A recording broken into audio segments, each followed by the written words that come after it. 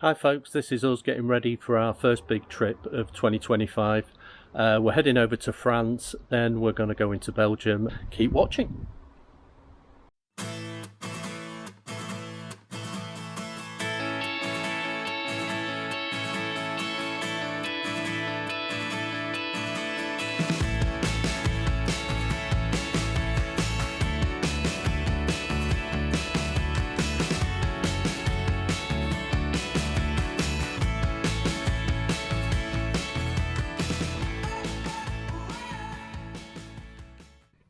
I know, where have we been? We haven't made a video for about a year. We have had a lot on this last year. We have had 2 more grandchildren born, so we have 3 grandchildren under 2 now. So obviously that's taken up a lot of our time. It was nice, it's been nice to meet people and hear from people who are a bit worried about us, asking where the videos are. I even met some people at the Norfolk Motorhome and Campervan show were quite concerned, and we had a bit of a laugh together, and I did promise that we'd make some videos soon. We did say when we started out doing this that we'd only make videos when we had something to make something about. So we're going away on another big trip, and hopefully come along and you'll see what we get up to. We arrived at Canterbury last night. We stayed over in the park and ride there. Got up bright and early at 5 o'clock this morning, and we are now at Dover Ferry Terminal. We're going with DFDS and we're just in the queue. So I'll spin round, let you see. All the ferries coming in, all the lorries waiting to go, and hopefully we'll be boarding in half an hour. We are winging this trip a little, but we have 3 main objectives. 1, see a bit of France and Belgium.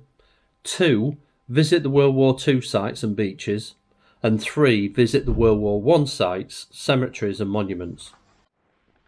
This first video in the series follows our travels around the World War II beaches, memorials and museums, starting briefly at Dunkirk, then moving on to the D-Day beaches and Pegasus Bridge. And out into the Dunkirk sunshine. Nice smooth crossing, went pretty fast, and now on our way to our first air. First overnight stop in France. It's a seaside town called Bayeux Dunes, about 8 miles east of Dunkirk. Many troops waited in the sand dunes here to be evacuated during Operation Dynamo in May-June 1940. It's a free air with no services, but be careful where you park. We got told off by the police for parking in a bay for coaches. This is the wreckage of the Devonia, HMS Devonia, at Bayeux Dunes. Here are some clips from Dunkirk, where 338,000 Allied troops were evacuated during Operation Dynamo. The Operation Dynamo Museum is very good and cost us about €8 each entry. Most of the museums also offer a discount if you have a veterans card. I'd recommend having a walk along the promenade at Bayeux Dunes like we did, and exploring around the port at Dunkirk, where the museum is. The evacuation area stretches from Le Pan in Belgium to Dunkirk, so there is plenty of other places to explore. We've headed to Utah Beach. However, we've just seen this off the motorway, the Normandy Victory Museum, and we thought we'd pull up and have a look.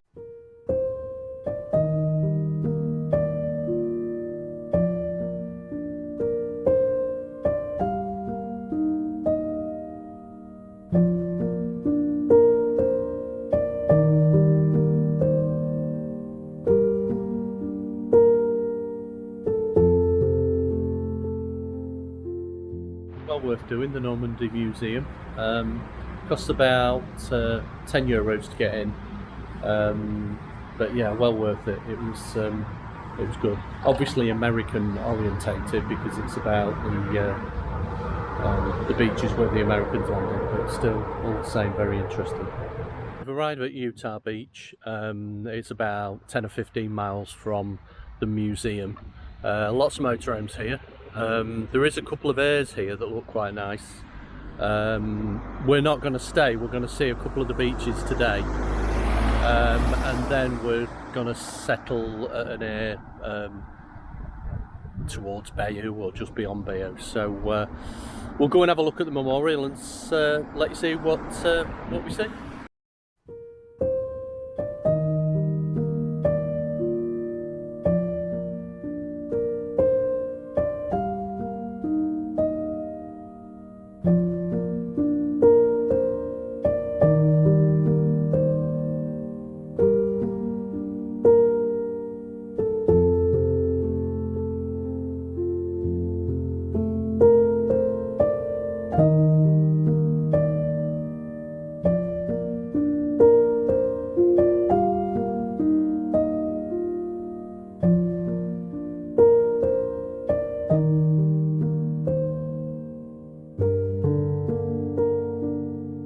Omaha Beach, second of the American beaches where the GIs landed. Something to remember about Omaha Beach, it is quite long and there's commemorative stones and statues and whatever at both ends of the beach. It's about 1.5 miles long, so consider that if you're going to walk it or move your vehicle.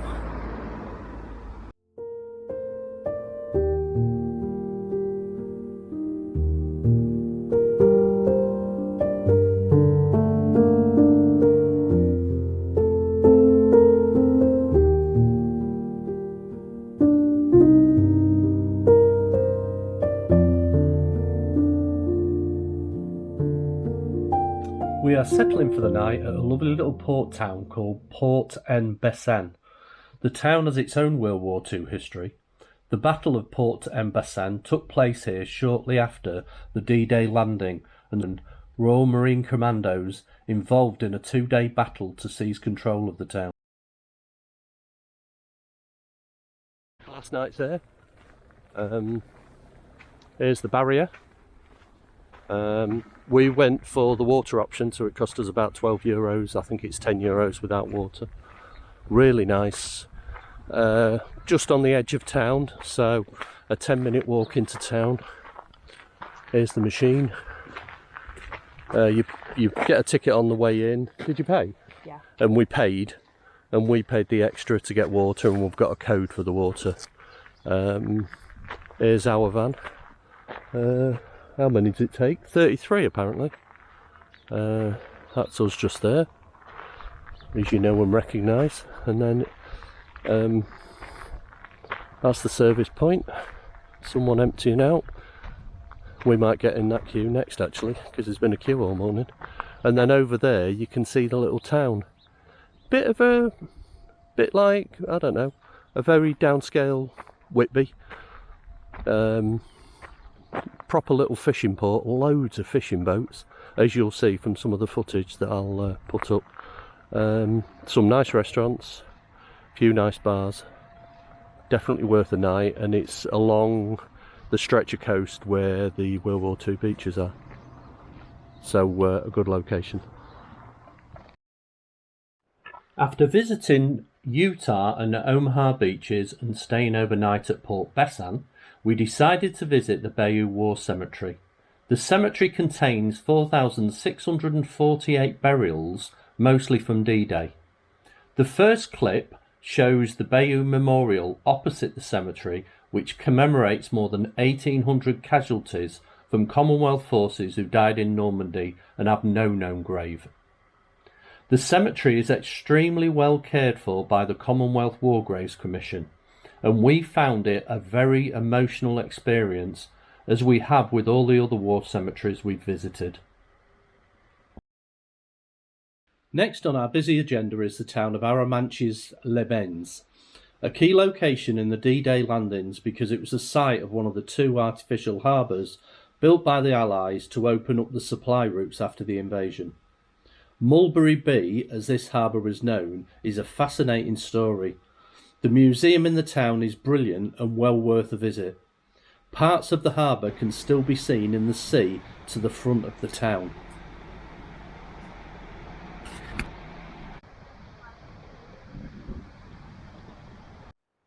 A short drive from Arromanches is the recently built British Normandy Memorial. Opened on the 6th of June 2021 by the Prince of Wales, the memorial records the names of the 22,442 servicemen and women under British control who fell on D-Day and during the Battle of Normandy. It includes people from over 30 countries. The memorial sits on a hill above Gold Beach and the village of Bayeux. A beautiful and moving memorial, it offers a heartfelt tribute to those who lost their lives during this time in World War II. Truly a must-see when visiting the area. This was our stop last night. This is Courcelles-sur-Mer. Great little stop. It's a freebie. There is toilet and grey, but the water's not working apparently. It's a fantastic little stop next to a park, and we were going to have 2 nights, but with what we've got to do, we need to move on a bit.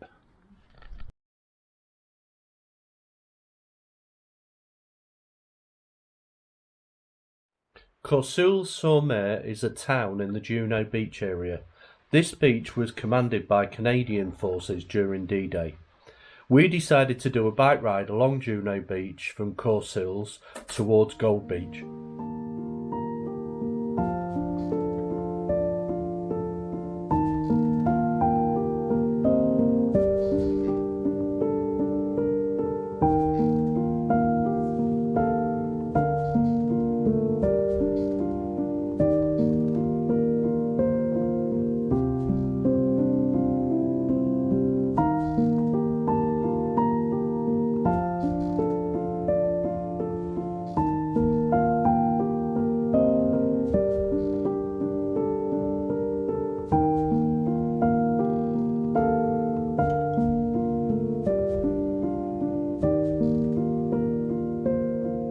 Just having a little break on our bike ride today along the coast to see a bit more of Gold Beach.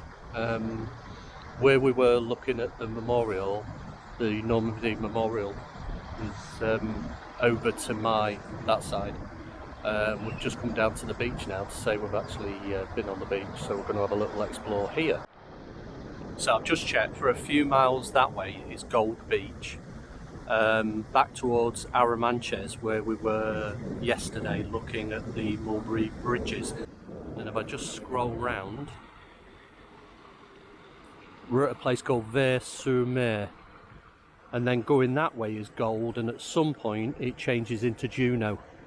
And that church spire you can see up there, that's the village that we've come from, which is Courcelles-sur-Mer, which is Juno Beach and where the Canadians landed.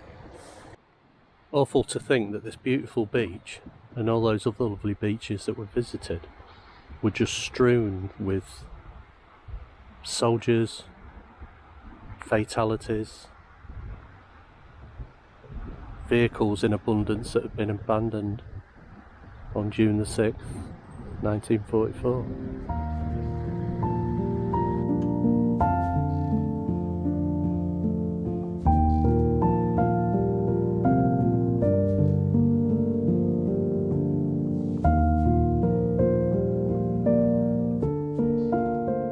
We're just leaving Courcelles and heading along the coast road to Ouistreham, where we'll be staying tonight. It's a lovely day to drive along the coast road and call in at a few of the many seaside towns along the Normandy coast. We're leaving Juno Beach behind and heading towards Sword Beach, the other British beach on the D-Day landings. This is a statue of piper Billy Millin, who landed on Sword Beach playing the bagpipes during the D-Day invasion. It's at the town of Colville, Montgomery. This is the area at Ouistreham. Great place for exploring Sword Beach and for exploring Pegasus Bridge. We're going to cycle to Pegasus Bridge. It's 3.5 miles. As you can see, there's a ferry goes from here as well to Portsmouth, so this area is quite popular for that reason. Yeah, 13 quid a night including water, so quite pleased with that. So we're just en route to Pegasus Bridge now along this fabulous cycle path at the side of the canal. It's about 3 miles, I think, so probably take us about 2 minutes. No, more like about 30 minutes. Yeah, and I'll show you what's going on at Pegasus Bridge.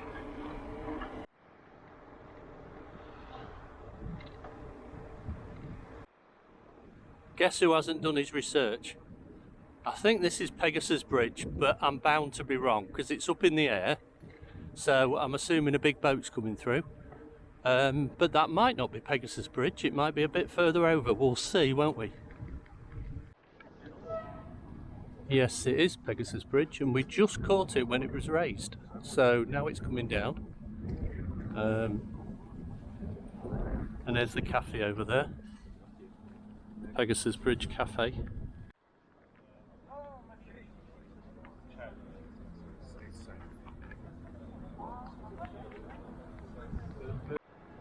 There's a huge grey row of traffic waiting to come across. But we'll wait our turn and nip across, and then we might have a coffee or a beer in the Pegasus Cafe.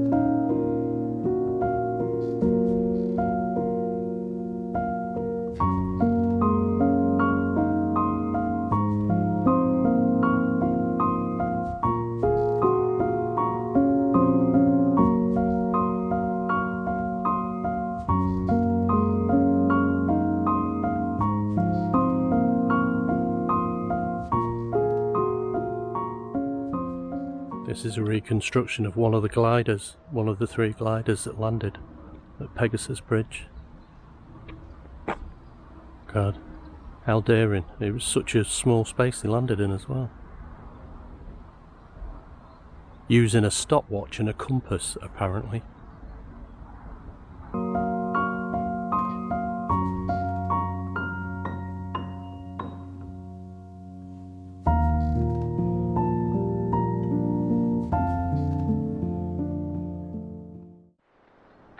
Some further shots of the air at Oosterheim. Yeah, you can see the ferry there, so quite a lot of on-in and off-in, but the air is great. Did see a few comments about immigrants, asylum seekers being parading around, but we haven't seen anything, and they were from a few years ago. Like most of them are now automated. But yeah, great. We're just one thing to consider here is if you've got your water to empty and everything else, do it first, because it's right near the barrier. What we've had to do the next morning is come down the one-way bit to get to the emptying. But yeah, good little site right on the beach, not far from the town, easy access to Pegasus Bridge and Sword Beach.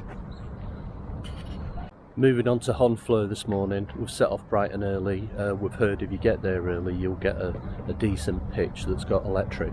We're not too bothered about that, but we needed a bit of an early start anyway, so early start for us is about 9 o'clock, by the way. This is Sword Beach early morning. Stretches for a long way.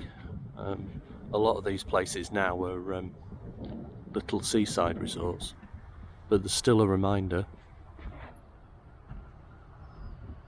of what went on here through all the Commonwealth flags, and a German flag up there, but as we were saying, lots of Germans were killed as well.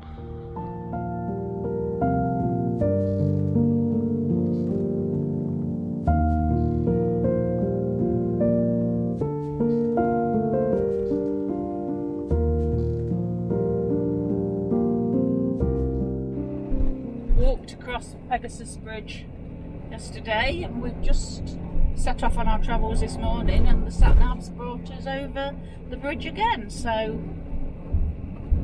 bonus. So this is the end of the video about the Second World War beaches. We really enjoyed visiting them. We did it over about 3 days, but you could probably do with a little bit longer. Sorry, there's mozzies about. You could probably do with a little bit longer, perhaps 4 or 5 days. There's lots and lots of museums, so be selective with which museum you select to go and see, or which ones. In the video you'll see the ones that we went to, but there are lots more, so do be selective. It's about €10 each to get in them. If you're ex-services and you've got a defence discount card, you get a bit of discount off that as well. So keep watching, and there may be another video coming soon.